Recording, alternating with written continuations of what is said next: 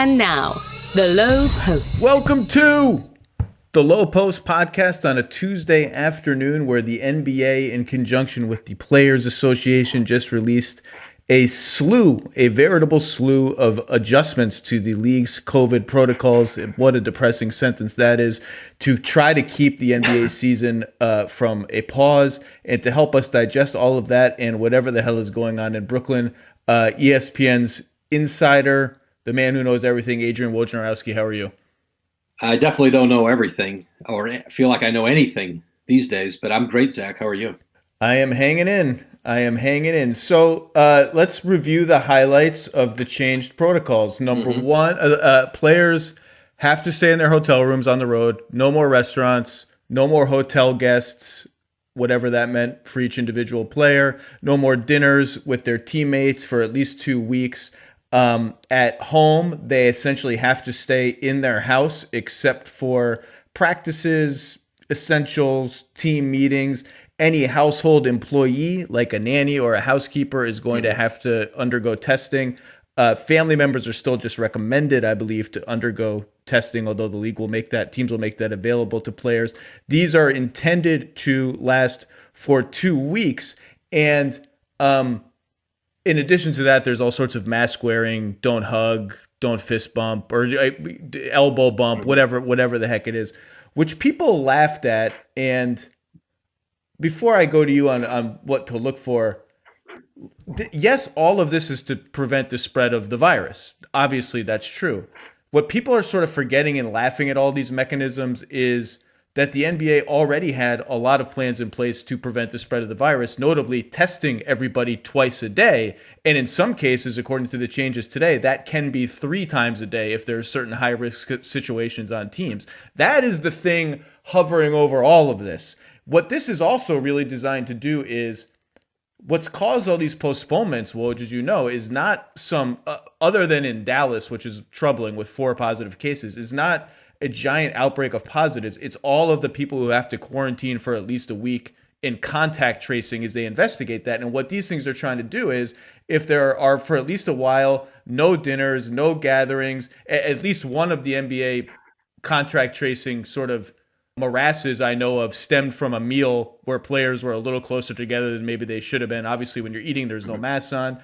You cut all that down, all of a sudden the contact tracing doesn't implicate like half the team, and you don't have all of these postponements. So, the league is going to do the best it can to keep going. Clearly, this is just, we're plowing through the season. For better or worse, we're going to plow. The league wants to plow through the season, get the broadcast money, get back on the calendar, get done before the Olympics. And this is all in conjunction with that goal, I guess, right? Is there anything that stood out to you today? Is there anything you disagree with that I just said? What am I missing? Well, I think the headline of this, and there's a lot, but the most important one to the teams was to end the guests in the hotel rooms. And the story I posted on .com, I quoted an executive as saying that was kind of the Mack truck driving through all of our protocols. And initially that was discussed with the Players Association when they were putting the rules in place for the season. The league would have liked it from the beginning, but there came a understanding now that it needed to be done here, and it has been. And so that is a big part of this. And, I think some teams had tried to be vigilant themselves. The organizations could not dictate. The rule allowed players to have guests, up to 2 guests at the hotels, and they had to be family in that town or long-standing friends, which certainly, I would imagine, that's probably a loose definition for some of those who visited. And, there was some places where players themselves said, should we, maybe we can take the testing on ourselves. And if someone is coming to visit, that we ourselves test them. But the team couldn't coordinate it. The league couldn't coordinate it. Now it's not allowed. And so does that mean it's never going to happen? I don't know. But now there is going to be, at the very least, a penalty for that. The league would, they want teams to monitor and punish players or hand out punishment to staff players themselves. There's cases where the league would take that over. And then obviously not just on the road, but at home, because a player, I mean, just because you're on the road doesn't mean you can have more contact with people who might have the virus than you could if you're around your own home, you're around your city. And so they're trying to limit it there, like as you said, with having essentially you got to stay in your house. And there was some talk, and they ran this by the general managers on Monday in a call about eliminating shoot-arounds. And a lot of teams have limited shoot-arounds. They're not doing as many. But they didn't want to lose them altogether. And that was important to teams. I had some GM said to me, like, do we want to turn this into AAU basketball? We're just going to not practice. You know, teams are out on road trips. They may not do a lot of shoot-arounds, but there's days you'd like to get out in the gym and do it. And so that remains, although, you know, you've seen teams limit themselves and make decisions to do that. So it is a trying time for the league. And we had another game postponed today.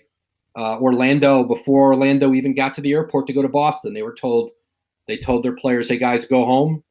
They're hopeful. They had a Wednesday, Friday game in Boston games, and they're hopeful that they could perhaps fly on Thursday and play Friday, that Boston may have the manpower to play by Friday, but that hasn't been decided yet.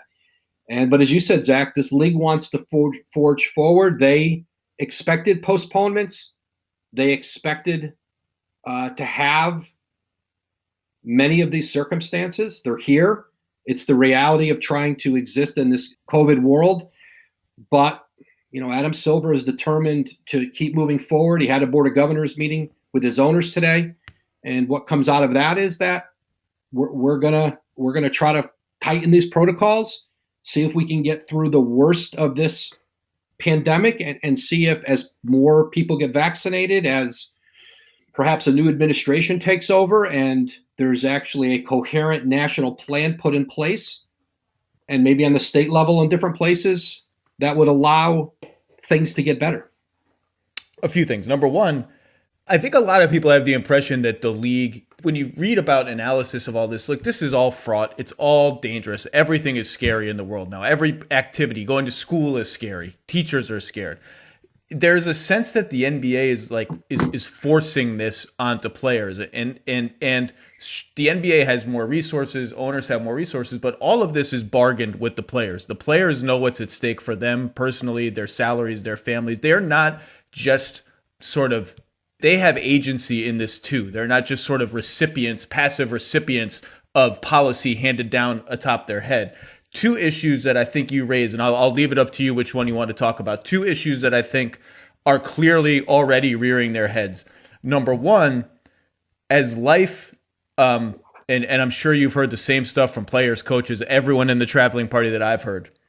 As life on the road and at home comes closer and closer to resembling the bubble, except for the fact that in most cases you're with your family when you're home, there is this same sort of mental strain and anguish and challenges of just, I haven't heard one person who's enjoying the season at all. And again, that's a first world problem. Oh, you're not enjoying your NBA season. Big whoop. There's lots, but like this is a long period of time. And I do think it's going to take a mental strain on players and coaches and GMs. And so that's one issue. You can talk about that one if you want. The other one is, I think, and the shoot around thing that you mentioned gets at this.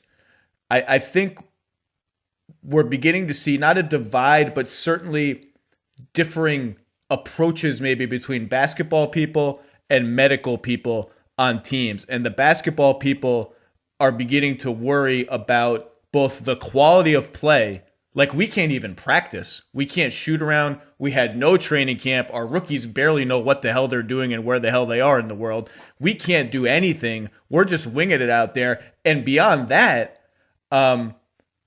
if we can't practice and have shoot-arounds, we have all sorts of treatment plans, training plans, stretching plans, body maintenance plans that take place at those things. We can kind of replicate those, but not really.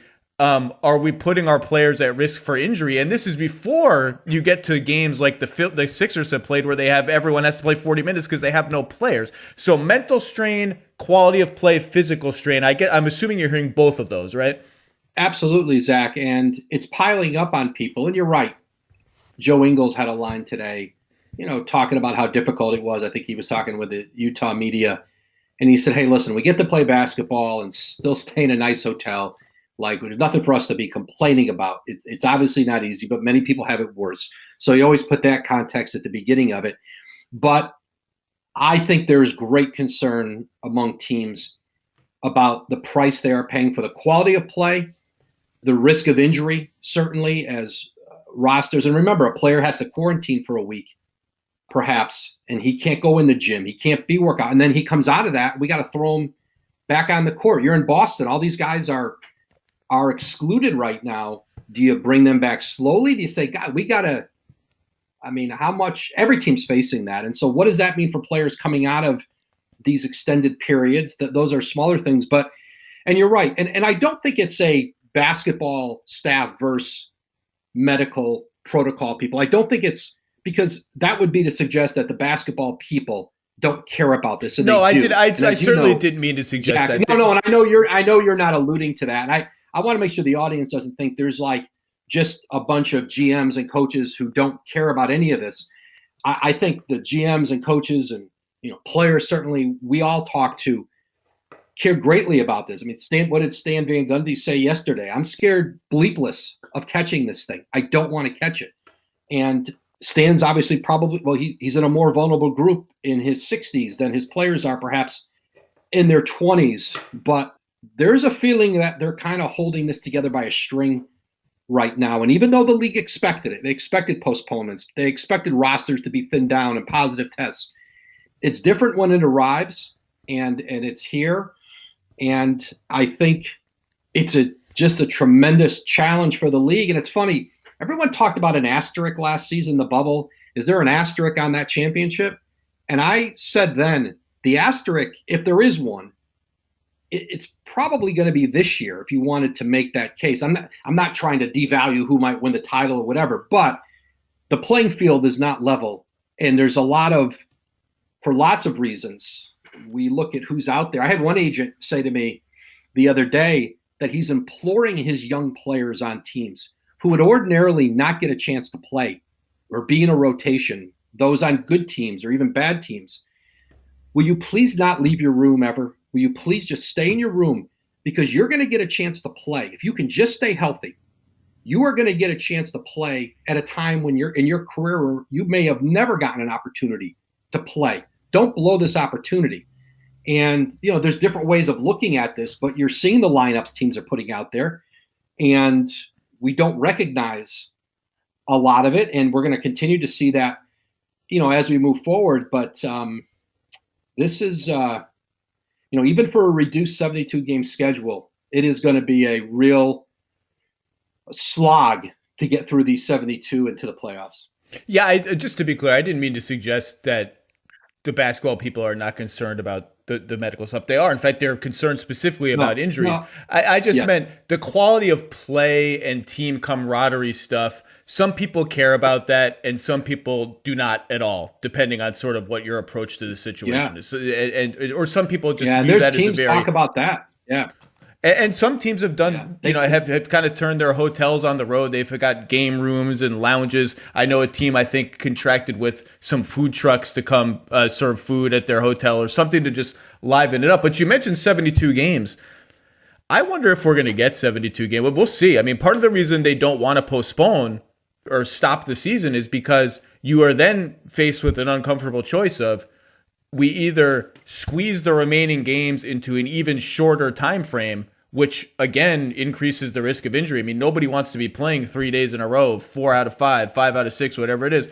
Or you have to extend the season past the current end date. And all I've heard, you've heard more than me, but I don't think anybody wants to do that because, at least now, nobody wants to do that because they've clearly said, A, the Olympics, and B, we want to get back on the calendar. So part of the reason I think putting two and two together, they don't want to have even a 2-week postponement or a 3-week postponement if they don't have to, in addition to the one that's already built into the schedule in March, is because it sort of gives them an uncomfortable choice between fewer games or compressed games and or lengthening the season, none of which are alternatives anybody seems to want.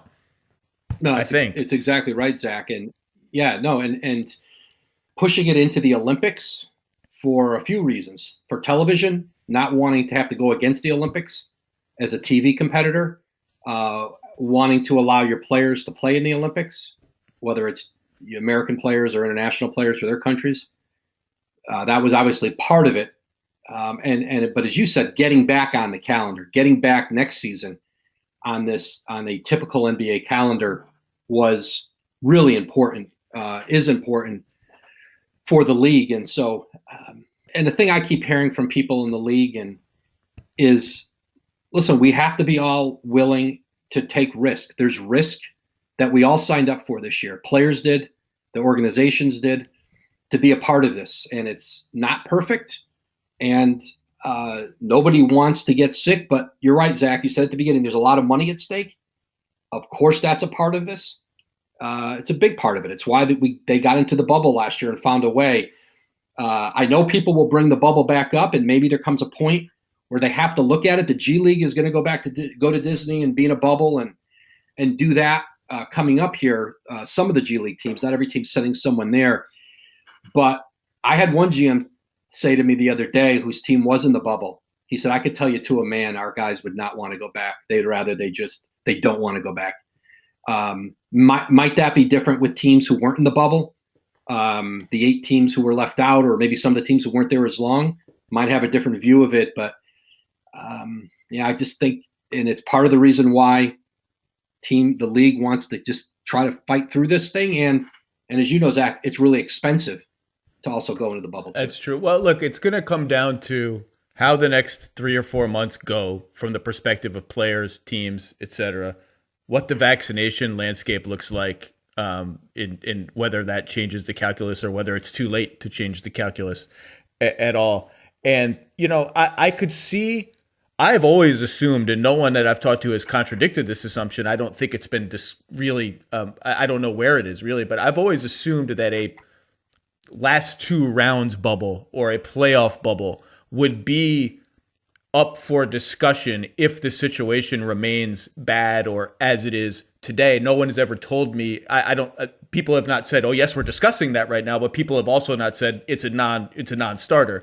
And I do think if we just have 5 months of absolutely crapola basketball, just guys in and out, the games are terrible, ratings are bad, I do think there would be some interest in salvaging the season, because people will forget all of that if the playoffs are good. And the players will get up for the playoffs when the stakes are real. We saw it in the bubble. When the bubble basketball was incredible, coming off a long layoff. When the stakes are real, the basketball would be good. So I've always assumed that if circumstances were the way they are now or close to it, that would be something at least up for discussion. I mean, baseball did what the World Series and the League Championship Series were in bubbles, I think, right?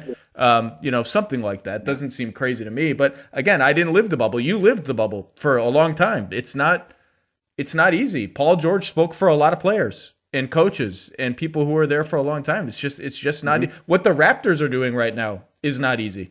Yeah, the Raptors living in Tampa, Florida, living in a hotel there, being away, they've really struggled. I have to believe that's a part of this. Pascal Siakam not really having done much with a basketball during a very strange off season where everybody was limited about where they could go in gyms and all of those things has cost them. Although he's starting to play better, had his first triple-double against the Blazers last night. I think. I do wonder if by the time we do get to the playoffs, Zach, if just mentally, emotionally, a lot of these organizations, players have really been worn down. I do wonder whether it can all be ramped back up to have a high level. That's fair. Because I just get a sense of people are frustrated by, like, we can't practice. We're not doing shoot-arounds. I feel like this is AAU basketball. Like, we can't do the things we would normally feel like we could do to try to get better right now. We can't get listen, it's a level playing field. Everybody's going through the same thing, but certainly a lot of frustration around the league. And I have to stop myself sometimes and look and go, like, the season just started on December 22nd. This is January 12th. It feels, Zach, like we've been at this a lot longer. I think they feel like they've been at this a lot longer this year. It's not even been a month yet.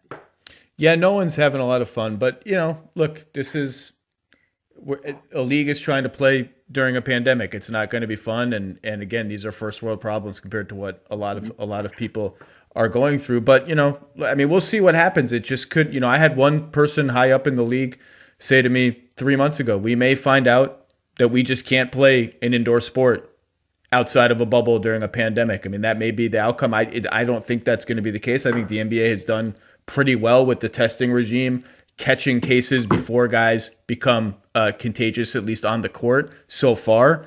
I think they're going to continue to play through it, but we'll see.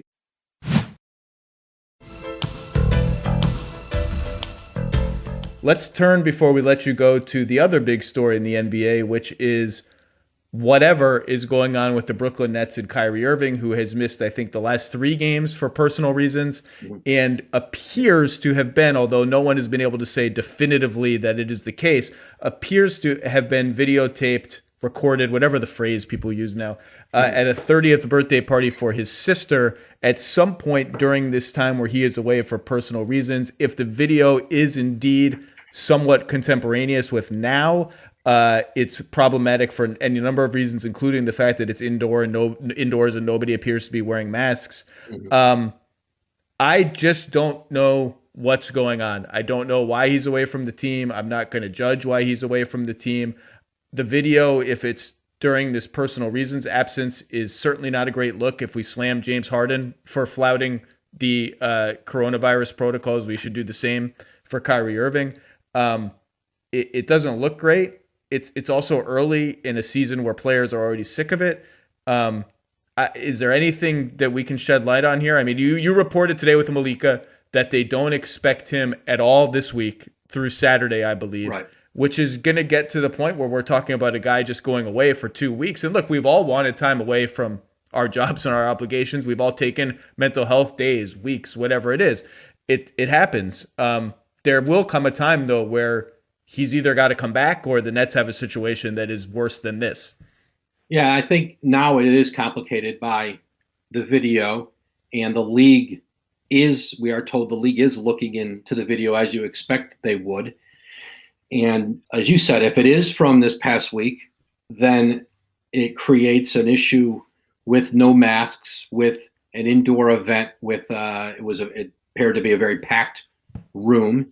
And so now it is not necessarily about him choosing to come back and saying, I'm coming to practice today, or I'm coming. Now it's in the league's hands. And now you're looking at the potential of a quarantine and an extended period. It's certainly the kind of thing, if it is from this past week, and I know there were family birthdays. He did post about his dad's birthday on his Instagram the other day. You're looking at a player who would not be back, not this week, but hard to imagine next week, if indeed that's how the NBA sees this and rules on it. And so there's a lot to be worked out in Brooklyn, and they've got to figure out how they go forward together. I don't think there was any question that there was surprise initially about him not being there, and just trying to get an understanding there of why and that he was okay.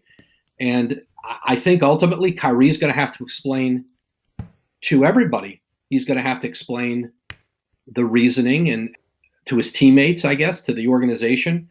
And I'm not saying he hasn't explained any of it to them. I'm not saying he hasn't, but I think when you've made the investment that Nets had made with Kyrie, with Kevin Durant, with this payroll, with this roster, believing that you had a championship contender, you're looking to Kyrie to help lead the way, and they've got to know they can count on him, and maybe they still can, but I think that's going to have to be worked out there. And again, I'm not going to presume to know what's going on in anybody's life, but I think there's, certainly, again, the video complicates it, and I don't know that we're going to see Kyrie on the court here, not only this week, but even next week. Might be hard to imagine he's in uniform playing in a game. It's just going to get stranger and stranger. I mean, there's no way around it. And, Kevin Durant could have gone to any team with any player in any city, and he chose Kyrie Irving in Brooklyn, and they chose it together.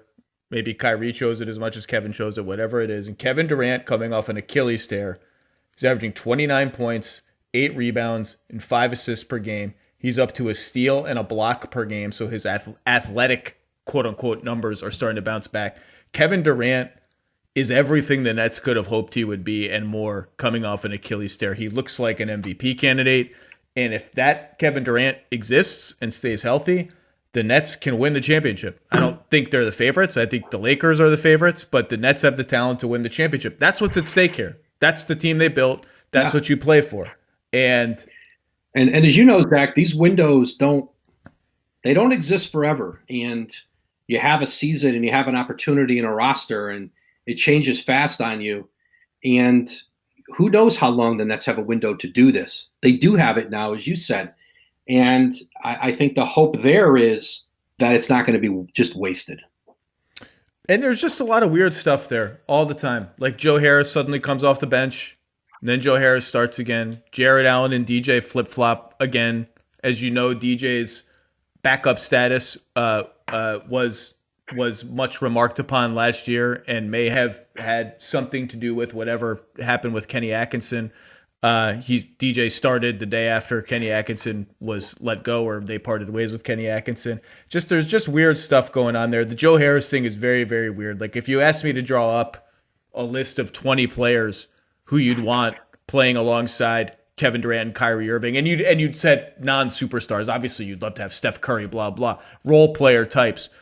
A guy who shoots like that and moves off the ball like that and plays tough defense. I mean, Joe has made himself a competent defensive player across multiple positions. You want him playing next to Kevin and Kyrie. So it just is weirdness. And yeah, you know, if you're reporting that they don't expect him this week, I mean, that expectation exists for a reason. Someone has communicated something. I would guess that I'm not coming back for. I mean, today's Tuesday. You're reporting through Saturday.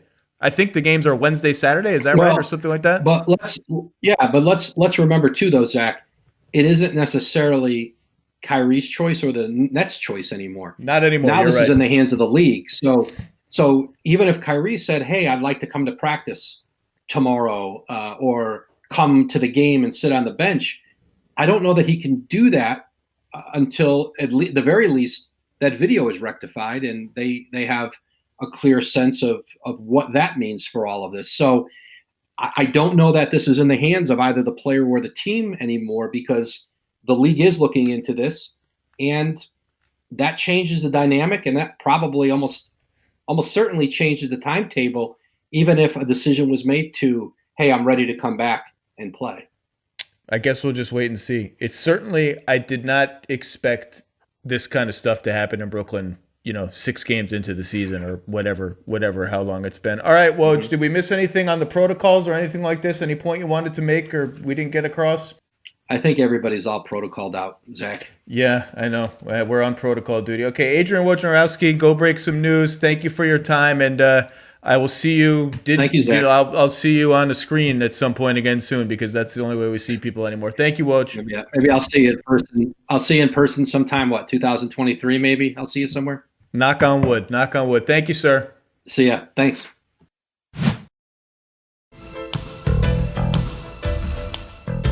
All right. And in an effort to make us smarter, let's welcome in Dr. Abrar Karan from Brigham and Women's Hospital and, of course, Harvard Medical School. You make that second on the resume, Harvard Medical School. Dr. Karan, you have been on the front lines of COVID-19 since before it was even here, really, before there were any front lines around to be on. Thank you for coming on. And I know you're a big NBA fan and you are a Lakers fan, so the bubble worked out quite nicely for you. Hey, thanks so much for having me, Zach. And yes, you're absolutely right. I am a big Lakers fan, so I'm pretty happy about this past season. I think they're the favorites again this season too. They're in chill mode, as LeBron would say right now. They're just chilling, winning games, just not putting the pedal to the metal quite yet. Are you enjoying the Marc Gasol experience at all? Yeah. I mean, I think they're doing well. I'm pretty pumped about it. I haven't been able to catch all the games, unfortunately, just because I've been pretty busy at the hospital recently. But I have a little bit of time off, so I'm going to try to catch up again. But as most fans, we're all worried about our teams and making sure people are not getting sick. I like the I haven't been able to watch a lot of NBA games. I'm busy battling the plague on the front lines. So before we start with the NBA protocols, which is why I'm having you on, you received, I think, yesterday your second dose of the COVID-19 vaccine. How are you feeling? Have you had any side effects? What's the experience been like? And they're like a month apart or 6 weeks apart or something?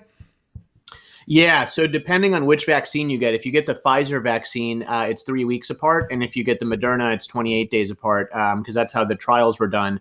I feel great. And I've gotten my second dose now. And, the trial showed that with the second dose, you really get that more robust, longer lasting immunity. But the side effects are also more severe. I haven't felt anything yet. So I'm pretty happy about that. But it just, beyond the physical feeling of it, just the emotional feeling of being able to get this, know I'm going to have immunity, know I'm going to be protected because I'm going to be back on the front lines. I'm actually thinking about trying to go to LA County to help out there because they're getting absolutely slammed. Well, it's good to hear that you're feeling good. It's awesome that you got the vaccine. And I sent you yesterday, a couple days ago, the NBA's 158-page health and safety protocols for this season, this non-bubble season where people are traveling and staying at hotels and all of that stuff that they weren't doing really in Orlando, other than, I guess, staying at a hotel. And I then sent you, we both saw the updates today. So I went over them with Woj before, no restaurants, got to stay in your house, got to stay in your hotel room, on and on and on. You've seen those changes. What is your reaction to those changes? Like, is the NBA going to be able to do this? Are the changes moving in the right direction of safety and all that stuff? Yeah, every layer that they add to this is going to help prevent transmission. So transmission happens when a lot of safeguards fall apart. And so here, one of the key things to figure out is how are people getting transmission? Where is the transmission happening? Is it happening when players are giving each other a hug on the court, like with what happened with Tatum and Bradley Beal? Is it happening when people are at home, and is it their family members getting infected in the community and transmitting, or probably are both of those things happening? Because if you think about it, the virus enters from somewhere. And when you had the bubble, you basically were saying, okay, community transmission is out of control. The only way we can keep going with this is to make sure there's just no interactions with the outside community. It's completely regulated. Now you have people going home to their families. You have people, socializing outside of, and obviously people have been fined for this, but that's how the virus enters. Anytime you have any breaks in that seal, it'll come in. So I think the updates now are going to help. Well, that's the big question that I have is, so most of we've had these games, right, that have been postponed, and we've had other games played with teams barely able to field a team. And it's not because, with the exception of the Mavericks, who have 4 positive cases right now, it's not because teams have enormous amounts of players who are testing positive, and then those players do not appear to be going on infecting players on other teams during games. It's because those players come in contact or were in previous contact with a bunch of their teammates, and that contact is defined as close contact, and then all those teammates need to go quarantine during the contact tracing process for at least a week, sometimes less if the contact is deemed a little less close than we imagined upon deeper investigation and video surveillance and all that. It's the contact tracing that has caused, so far, the postponements and the awkward games where Tyrese Maxey has to play 45 minutes and score 39 points. So that leads me to 2 questions for you. Number one, I've heard some teams grumble about, why should all these players have to be out a week? They're testing negative, the first couple of days. A lot of players have already had it, and in the view of teams, it's very unlikely that if you've already had it, why should, like, this came up with Kevin Durant, who has been public about already having it. Why should he, I heard fans ask, why should he have to quarantine for a week if he's already had it? So that 2 sub questions of that is there any grounds for that grumbling that 7 days is too long? And B, what is the reinfection landscape like? Because we reported today that there appears to be at least a couple, if not more, cases of players getting reinfected for a second time. Yeah, so both of these things are really critical, right? So on the one hand, you have why should someone have to quarantine for that long? Well, the virus's median incubation period, which is the median amount of time between when someone has an exposure to when they start to show symptoms, is around 5 or 6 days. but you see a wider range than that. So sometimes people can start to show symptoms within 3 or 4 days. Some of those people will be at 10 days. And so having to quarantine, and now the CDC guidelines show that if you test at the end of 7 days, you can have a shorter quarantine if you have a negative test. That's critical, because it's not just like, oh, I had an exposure, I got a test, it's negative now and I'm all good. No, that test is just a snapshot in time. The next day you could start incubating virus and transmit it. And so that's why the quarantine, and it's not just, am I infecting other people on the court, it's, am I infecting other staff? Many of whom are sort of considered vulnerable frontline workers, who are then going home to crowded homes and families who may not have easy access to healthcare. So there's all these ripple effects from this. The second question that you brought up, which is reinfections. So the CDC guidelines are basically that if you've gotten COVID, you have a period of 90 days after your infection where you don't have to quarantine again, unless you develop symptoms and doctors do not find some alternative cause of those symptoms and you test positive again. There's ways for us to see if that infection is actually a true reinfection of either a new variant, as you're seeing there are new variants out now, or if it's a reinfection with the same. And we've seen it. It's a little bit more of a complicated way that you figure that out. Now, if you ask me what is the reinfection landscape, how many people are getting reinfected? Well, think of it this way. If reinfections are happening in people and those people have some level of antibodies, so they're not really showing as much symptoms, you're not going to detect those, because people are not, like, your average person's just not going to get tested randomly all the time. And even if they do, you'd have to do more nuanced testing to figure out if it's a true reinfection. So we could be underestimating this. And from the standpoint of hospitals, like where I'm working at, it's okay if they get reinfected, but they're not getting really sick, they're not going to be hospitalized.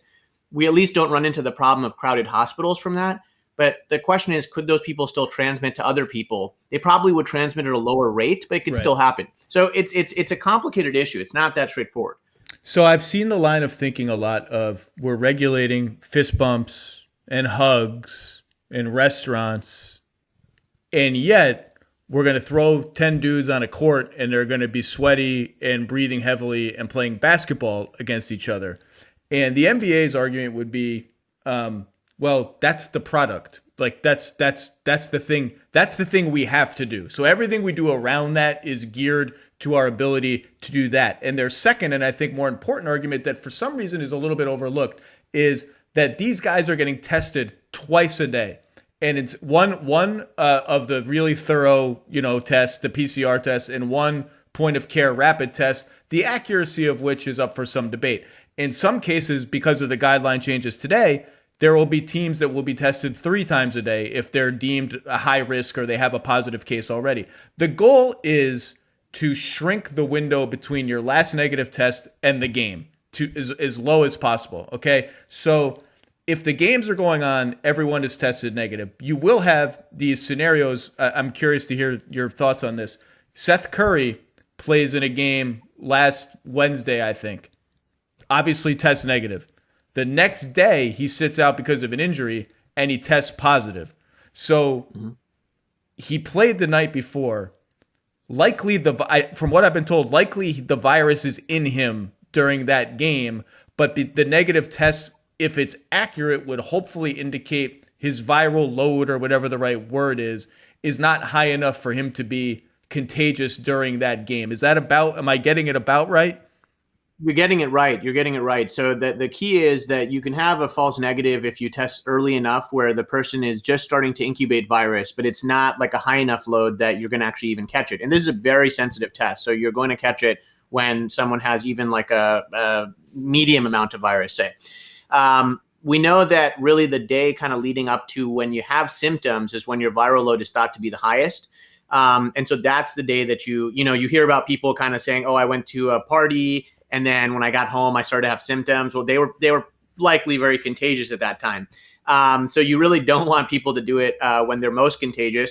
But if you picked up somebody early on, the one thing to remember is this: the difference between the average person walking around on the street and NBA players is that they are huffing and puffing and exerting themselves and breathing heavily. And, in basketball, obviously you're indoors and you're also still face to face with people. Like when you're guarding somebody, or even if you're posting up and you're spending a lot of time just in the same vicinity, you have contribution from both droplets and aerosols, right? So droplets kind of are larger sort of collections of saliva and other things that are dropping to the ground because they're larger and heavier. Then you have aerosols that are larger particle or smaller particles that float around in the air. And so that latter piece of this is where ventilation and things become important, but it also means that if you have someone that's really infectious and they're running around on the court, they're going to be emitting these. And if you get enough exposure to that, you certainly can get infected. I think that the testing part of it, though, is really key because you're able to catch people before they get to their most infectious point, and you can get them out of there. That's what the NBA's goal is. I can only rely on their experts and outside experts to tell me how close they've come to accomplishing that goal, which is we will not have a contagious player during a game if all of these things work. And maybe there's no way to guarantee that. It seems unlikely there's a way to really guarantee anything. But that's the next thing so that's why they want to shrink. Part of what they did today was instead of doing the point of care test in the morning before a game, we want to do it 2 or 3 hours before a game. We want to shrink the window even further, just in case those 5 hours that we're erasing is when someone goes from low load to medium transmissible load. But I saw some comments you made in The Athletic yesterday. They stole the question I was going to ask you, which was the NBA is saying basically, if you look at tracking data in basketball games, 2 players are not in close contact with each other for 15 cumulative minutes during an NBA game, even if they're primary assignments on defense, if they're guarding each other, they don't meet that threshold. And I looked at that and I thought, I mean, probably that's true. I mean, I'm guessing that they're interpreting the tracking data correctly. It's true. But you hit on like, are those minutes the same as 15 regular minutes given the huffing and puffing and the breathing? And I don't know the answer to that question. I don't think there's just so much we don't know. It seems to me a little bit aggressive to just say, well, that just doesn't count as close contact. It seemed that way to me, and you seem to have the same conclusion. Yeah, exactly. I mean, this is a thing. If you sort of understand the physiology and sort of like the physics and the dynamics of how these droplets and aerosols are coming out of your mouth, and they're dependent on a lot of things. So there are articles pre-COVID showing that the louder you speak, the more aerosols you emit. That's why there was this big outbreak with this choir where they were singing, and they had this huge outbreak in the choir. So here, if we could visualize this, right, if we could actually see what was coming out of people's mouths, and you are now seeing players huffing and puffing, and you're seeing a room filling up with droplets, aerosols, et cetera, it'd be easier to conceptualize that actually that 15 minutes, the 6 feet, all of that stuff, those are guidelines that are given that could be more generally applied to society, but we have to think more critically and in a more nuanced way here for what may happen on the court. Yeah, it's just we don't know. Like this is a new. It seems like we've been living with this forever, but like it's just been 10 months, and there's probably there's probably a lot you would like to know that you don't know about how this thing works, about all of these new strains. I mean, we were sending articles back and forth. There's debate about whether some new strains are actually new strains or people misspoke by labeling new strains. And at one point yesterday, I was reading a Bloomberg article about a new strain in Japan that may have come from a flight from somewhere. And I just put my head in my hands and said, I can't read about new strains anymore. My brain hurts. Yeah, I mean, all of our brains hurt. Honestly, it's like every day there's just something new, and it just feels like we're constantly just treading water, just trying to stay afloat without drowning out here.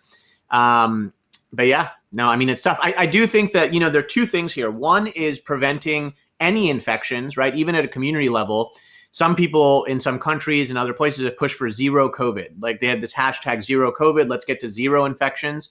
And there's others, and I'm probably in this latter group, which are saying that, actually eliminating this is not a goal that we should really be pushing for. What we need to push for is stopping outbreaks. Outbreaks are how the virus exponentially spreads. That's how healthcare systems get overwhelmed.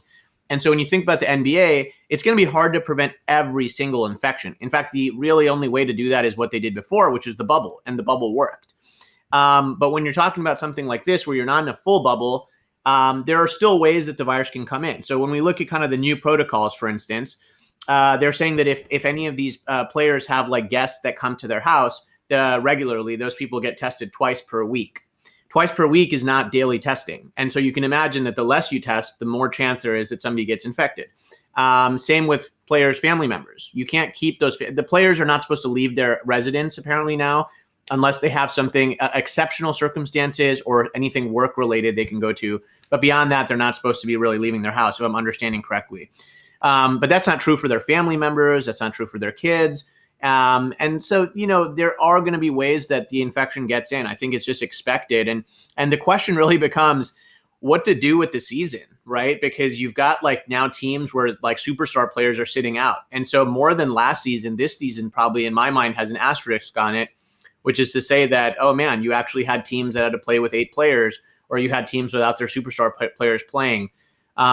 It's unclear how sustainable this is going to be.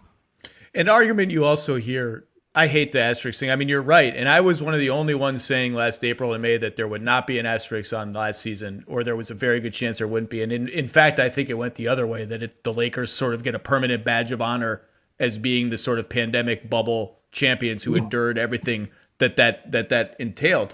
But you heard then and you hear now even so, well, these guys will be safer playing in the NBA than they will if we just stopped the season and left them to their own devices. And that gets back to my interpretation of that, gets back to the stuff you just said about aerosol particles and huffing and puffing. And I would say maybe that's probably true for most players. I mean, it's probably true for a lot of people, but that doesn't mean it's true for everybody. You might have players who, left to their own devices, would just quarantine in their houses until they could get vaccinated and not play basketball and not have people huffing and puffing and sweating on them. So I don't really think any blanket statement like that applies. That said, I don't think the NBA is totally off base by saying in at least some majority or plurality of cases, our protocols in place, yeah, we're traveling, we're going to hotels, blah, blah, blah. Our protocols in place are maybe keeping these guys safer than they would be in the outside world, but that's not true for everybody. It's just not. I don't think anyway.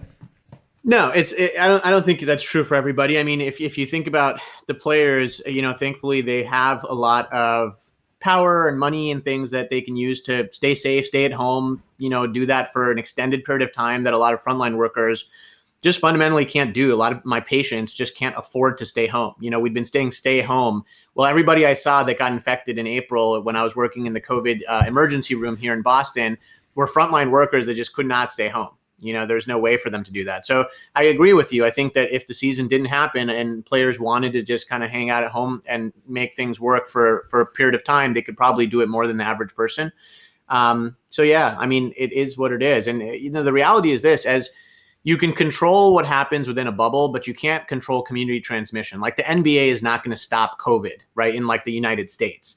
And so even though they've actually done a lot of great stuff to help with the response, which I appreciate a lot.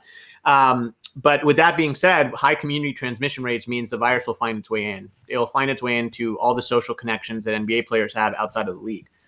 I'm just curious, among non-NBA topic, but among first responders where you are up in Boston, what has the positive rate been like in March, April? Now, are they getting it as much as the general public, less than the general public, more than the general public? What is that? Because I have friends who are ER doctors who have been like bathing. They'll joke like, I'm just bathing in this virus every day, but I'm not getting it because I was wearing a mask from day one and I never got it. So I'm just curious, in your sort of field, what is the transmission rate been like?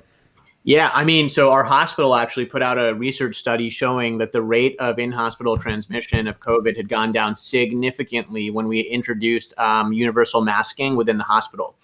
And this is actually a really important topic. So I have seen more COVID patients than I can count. I've been seeing them since March.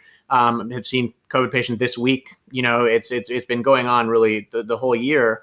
And I've gotten tested multiple times, and I've never had a positive test. I've never had any symptoms that I thought were compatible with COVID this whole year. I've now gotten both doses of the vaccine. I'm really grateful for that. But I mask in the hospital. I'm always masked, and when I'm seeing patients, I'm wearing high filtration masks. So N95 is the mask that we wear in the hospital. And early in the epidemic, and actually in parts of the world still, I'm seeing on my Twitter feed all the time, people are commenting saying that some places reserve N95 masks for if you're doing certain procedures that actually create more aerosols.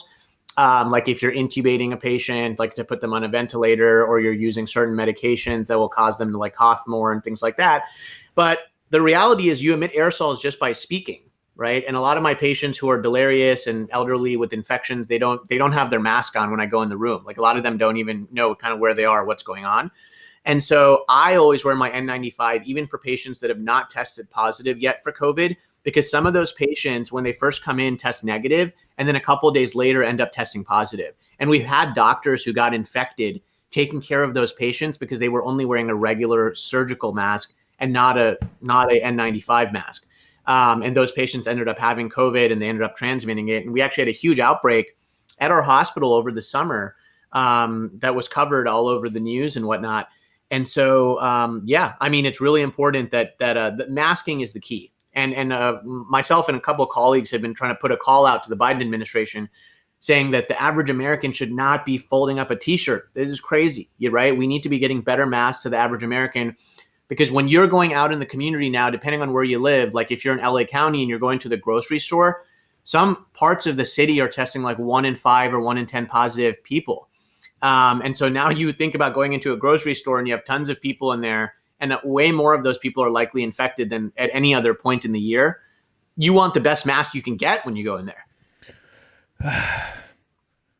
I can't believe this is what life is now, but this is now what we're living through.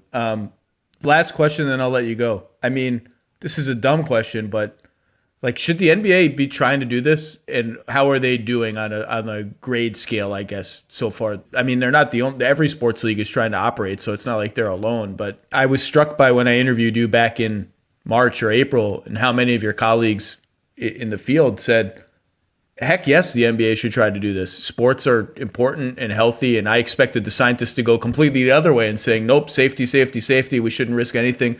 So, I mean, the NBA wanted to have a season. There's no other way to do it unless you go in a bubble the whole time. They're not going to do that. I mean, ethics concerns, whatever, like, is this workable?